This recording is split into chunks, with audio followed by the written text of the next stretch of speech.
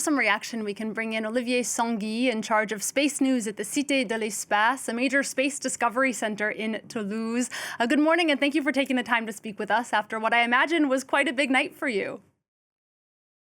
Yes, it was a big night, especially because there were some doubts about the heat shield, but after all went well. Yeah, I'd read about those concerns about the heat shield not holding up. It made me nervous. I wonder what your feelings were as you were watching the astronauts splash back down to Earth.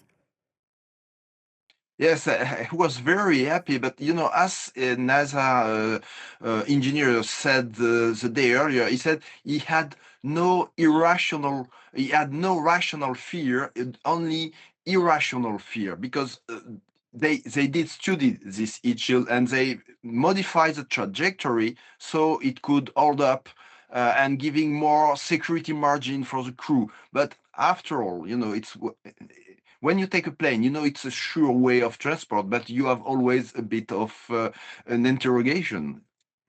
Yeah, I mean, can you talk more about why there were those doubts about the heat shield? It's because it didn't do quite so well during the first Artemis test. Exactly, for during Artemis 1 in 2022, the heat shield was more eroded than it was designed for. So there was an interrogation, what if it is worse this time? Because the Artemis 1 capsule went well. If there have been astronauts inside, there will not have been any problems. But for the Artemis II, with 4 people inside, some engineer said maybe we should have more security margin, and that's what they did. But for the future mission, they will change the heat shield. It will be a new design.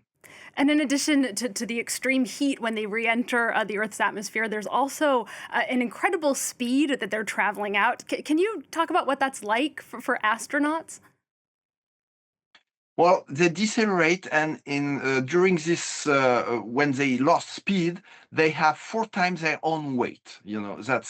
That's like this, and it's like when you are in a car. When you are at constant speed, you feel nothing. It's when you accelerate or decelerate that you feel something, and that's exactly the same for the astronauts, but it's 4G. Wow. And what's happening now with the astronauts? How do they go about recovering from a mission like this? They are now heading to Houston, where a medical crew will take care of them. It's a short trip, it's 10 days. So medical problems are very light, I would say, way more than when you come back from the International Space Station after 6 or 8 months. And there will be a debriefing because it is a test flight. So now the 4 astronauts are going to tell NASA teams and European Space Agency teams, because the service module is a European one, they will tell this is fine, don't change this, or maybe this could be tweaked, etc. And this will be very useful for the next moon missions. NASA administrator who we heard in that report, Jared Isaacman, described Artemis II as a perfect mission. Would you agree with that assessment? Yes, because the crew is back safe, so it's the number one goal. All went well. There were a few tweaks, the toilets, for example. It's always complicated, the toilets in space. There have been a few helium leaks in the service module, but this is really not something very important. But they want to fix it to do it more perfect, I would say, for the next missions. And looking back at the past almost 10 days of this mission, we saw some amazing photos coming in, some emotional moments. What were perhaps your own personal highlights? On my own personal highlight is like our visitors at the Cité de l'Espace. The older ones say it's a new Apollo. The younger ones say it's our Apollo. I am in the middle, so it's a bit of reviving Apollo. I was 6 during Apollo 17, and at the same time, it's Apollo missions, new styles that I can witness from the launch to the return, with being more aware of what is going on. Some analysts had said, this wasn't so much about the science, this mission, because we already know a lot about the moon. It was more about kind of that emotional response for humans back on Earth that you were just describing. Would you agree with that? Not untrue because, of course, we know the moon, but we don't know moon so much. So we know the general story, but not the details. True, this flight was not a scientific flight. It was a test flight. However, it was fantastic to see the moon so near. And you have this picture, the crescent Earth going back behind the moon. I think it was really, really a fantastic moment. And is that the picture that is behind you in your background? It's a picture from Apollo 11, but because you see the Earth is not in the same phase during Artemis II, but we are going to see more pictures like this, I hope, and pictures on the surface also. And tell us what's next for Artemis. There's going to be another test flight, I believe, next year. Yes, exactly, 2027, an Orion capsule will circle around the Earth to test the docking with a lander, with a lunar lander. Lunar landers, there are two lunar landers for the American program, one provided by SpaceX and one provided by Blue Origin, a company that was funded by Jeff Bezos of Amazon fame. They will test this. Which lander will be ready first, we will see. And normally in 2028, it will be the lunar landing. And as we see, it's quite challenging. It's only in 2 years. And China is also aiming to put astronauts on the moon. Is there a chance that they might get there first? Yes, there are good chances because their program is almost ready.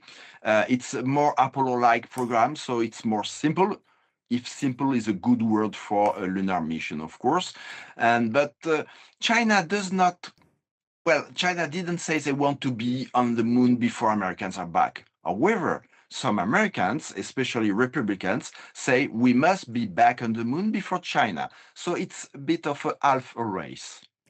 Some naysayers argue that NASA's Artemis missions are not worth the time or the money, particularly when the U.S. has made massive cuts to areas like foreign aid spending. What do you make of that perspective?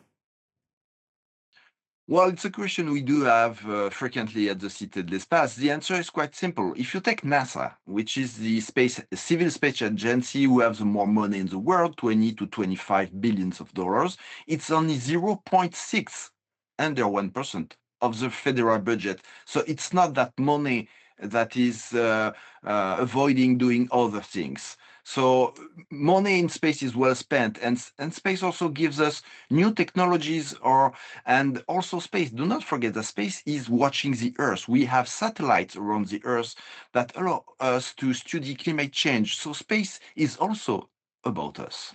So as you point out, the NASA budget is just a fraction of the overall U.S. budget, and still the U.S. President Donald Trump is requesting deep cuts to NASA's budget. Do you think that a mission like this could perhaps change his mind?